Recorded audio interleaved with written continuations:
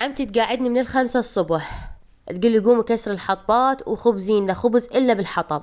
وأنا ما أقول لكم، والله أقوم من الصباحيات أحضر الحطبات وأحضر التنور وأخبز.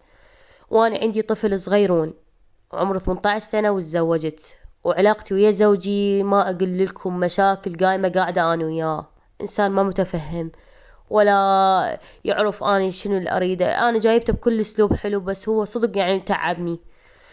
رحت زعلانة مرة عند أهلي وظليت قلت يعني بعد ما أتحمل، يعني هو مو زين وياي وأنا كل شي مسويت الهيا، أنا إيش جابرني أبقى وياه. رحت زعلانة، والله ما أقول لكم جابوا شيوخ وعشاير وقالوا لي العيب وما يصير وتعدش ولد وشنو ظل زعلتش عند أهلك ورجعي ورجالي يصير، وهسه بس ترجعين يصير آدمي. هاي عمتي وزوجي حكيها إلي، قالت بس ترجعين أنا خلي هو تغير وصار غير شي.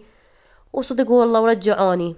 لو من رجعوني لو العماية تريدني من الصبح أقعد وأشتغل، والله أشتغل وأقوم وأسوي، وعندي حماتي يعني بالبيت ما تقوم وما تتحرك وما تشيل القلاص من القاع، وعندي 5 حموين بالبيت، وأقول ما يخالف.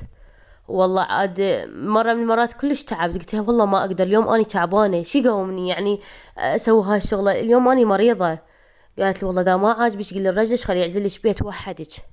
قلت له زين عم انا ما صار لي 4 ايام من رجع الزعلانه وعيب وفشل من الناس، يعني شو اسمه يصير لي هم عركه ويا رجلي واروح هم زعلانه. قالت لا لا روح قولي له هو ما يقول شي.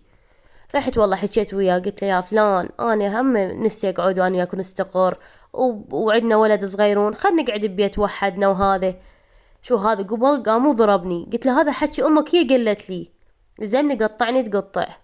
والله عمتي قالت لي لا ستي شنو باقيه هنا، روحي يم اهلك روحي يم اهلك، عود انا بعدين احشي ويا وابني ويهدى ونجيبك. قلت له زين شلون ارجع يم اهلي وانا ما صار لي 4 ايام من رجعت من هاي المشكله والزعله وانتو جبتوا ناس وعالم. قالت لي لا رجعي يم اهلك وانا اهدي ابني واجيبه واجي عليكم. والله ما اقول لكم صدق، والله اخذت ابني ورحت عند اهلي. امي خابرت عمتي يابا شنو السبب البنيه، بنتنا جاية وشو لا سألتوا عليها ولا قلتوا. قالت والله بنتش تدور مشاكل دور عزال، بنتش تريد نهار كله مشاكلها قايمة قاعدة ويا رجلها، تعال اعزلي تعال ما اعرف شنو. والله هي اللي قالت لي روح قل لرجلك خليه يعزلك بيت وحدك.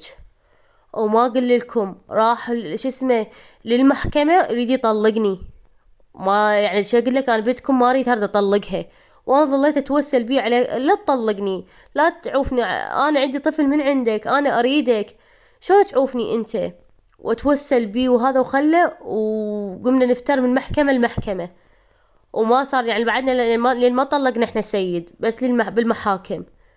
والله ما اقول لكم وصار يعني الطلاق لين راح رجع للسيد طلقنا غيابي وطلقنا بالمحكمة وتعذبت أنا وابني ويشاهد ابنه كل وين وين يشاهده 3 ساعات بالمحكمة، بس شي يسوي وشي يعمل بينا بالمحكمة أباك على عمى عيونه.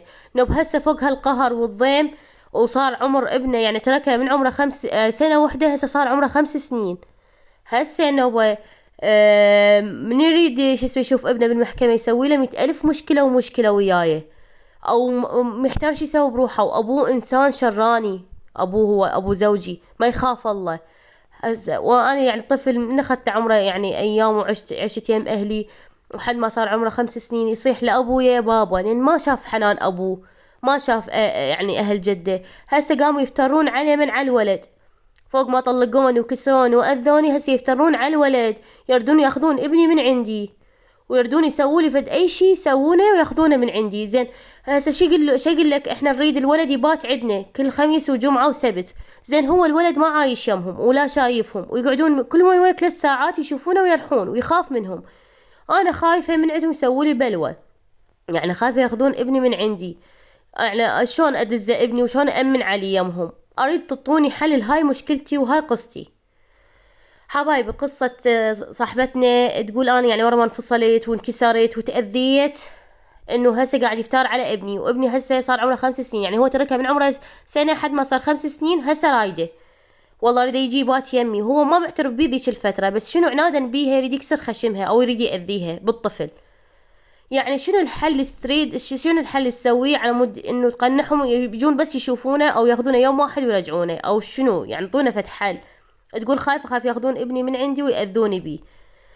فحبايبي هاي اليوم احنا شنو غدانا اليوم مرقة فاصوليا بايتة وتم الحصة حبيت اطبخها لان صدق جديات تعبانة واريد اتمنى تدعولي بالصحة والعافية.